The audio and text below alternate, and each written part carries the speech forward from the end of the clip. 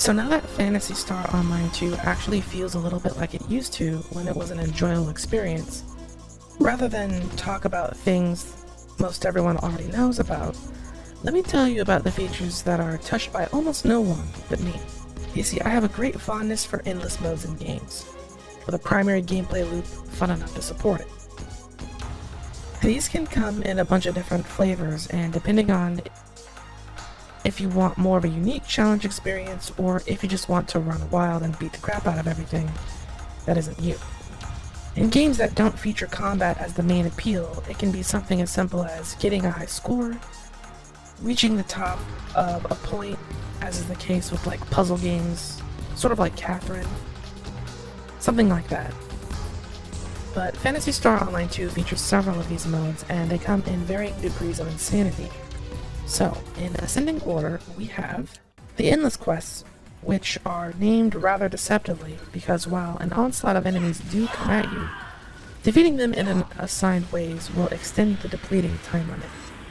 So it's really not as endless as I would like it to be.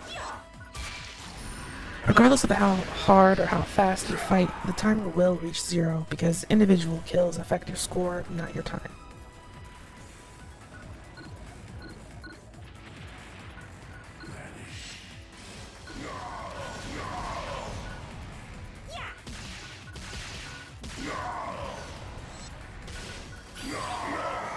Just a little bit more. Keep it up. Next on the list we have is Advanced Quest.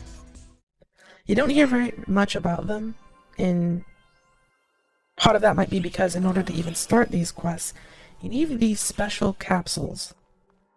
And despite my years of experience, it always takes me a minute to figure out how exactly you're supposed to obtain the amount that you need. Each quest has a different type of capsule, so it's not one size fits all.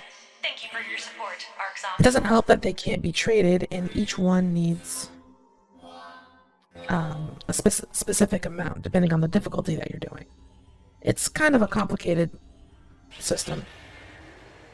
But once you figure it out, and have the items that you need, you get presented with a rather confusing prompt at the gate. While these quests do have a level requirement and a cap, you can use extra capsules to increase what they call the threat level. Doing so will raise the odds of boosted enemies with higher experience, increased drops for different capsules, photon boosters, and other items that are useful to those who know how to use them. Now, it may just be my elitism talking, but this game doesn't have very much in the way of challenge, unless you find it yourself. So when the game says that I can adjust the threat level as I please, naturally I cranked it as high as it would let me. And then the game in all caps asks, "Are you sure you want to do this?"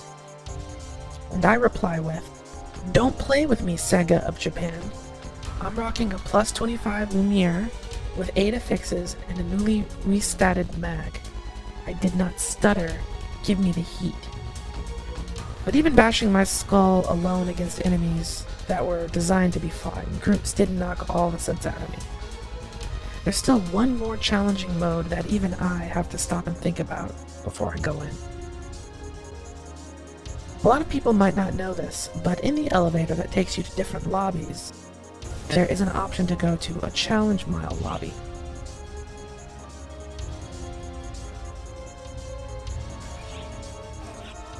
The challenge mile is very much reminds me of like old school RPGs. How they do not give a fuck about how much you may or may not struggle. Essentially how it works in this block is you're assigned a special challenger class that has its own separate level. You have no gear, no items, and no access to your storage, as well as no money. In the challenge mile, you have to beat a series of challenges, there's 5 of them per quest, all of them in a time limit. Now what makes this particularly special is everything you use This is just the beginning. is OSP. That means on-site procurement. Meaning the first batch of enemies in every quest you're going to be fighting with your bare hands. Each challenge has its own drop tables for early portions, but essentially, you use whatever you get, whether it be a gun, sword, rod, whatever. If it touches the ground, you scramble to pick it up and use it.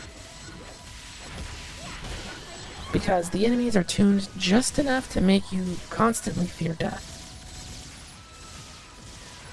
The time limit in this is a little bit more forgiving than in the endless quests, since scattered all around are these VR time capsules. Picking them up will add time to the clock. So a moment ago I said that high threat level in advanced quests was made for parties. But even though I know solo challenge mode is possible, I cannot for the life of me figure out how. The enemies are damage sponges, and you are far from comparable when it comes to damage output, even after you get some equipment. Now, until the other day, I have literally never seen anybody else in these lobbies. Even on the JP servers back in the day, this mode was totally abandoned. But it was something I really wanted to talk about and try. So I figured there was no harm in going at it alone once or twice. Fortunately, however, I was greeted by a group of about 8 or so people who were in the middle of planning their next run. You have absolutely no idea just how much this changes the dynamic of everything.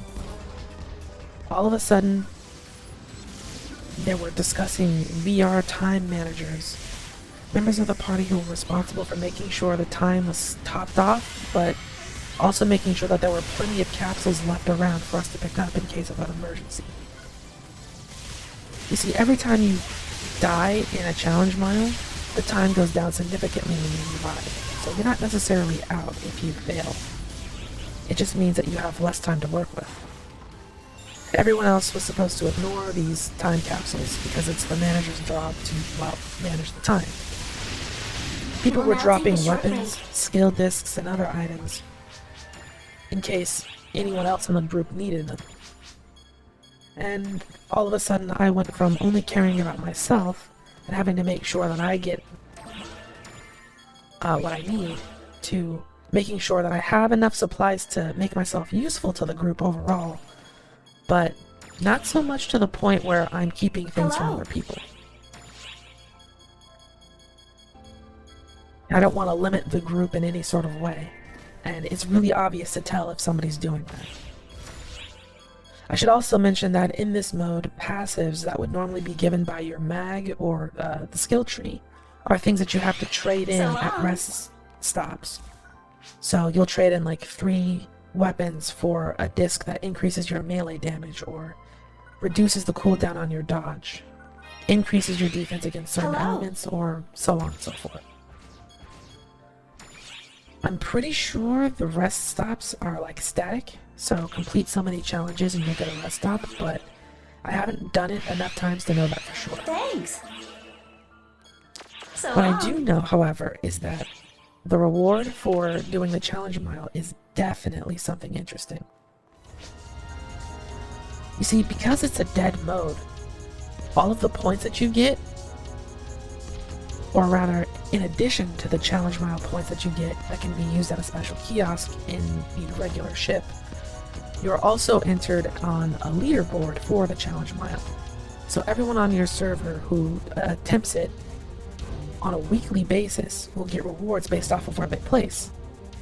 And since we were the only people who do the challenge mile, our group was naturally number 1. The reward for that means that we get a bunch of star gems and some other really handy goodies. So, the challenge mile was something that I think that I want to do again if I can get some people to actually join me.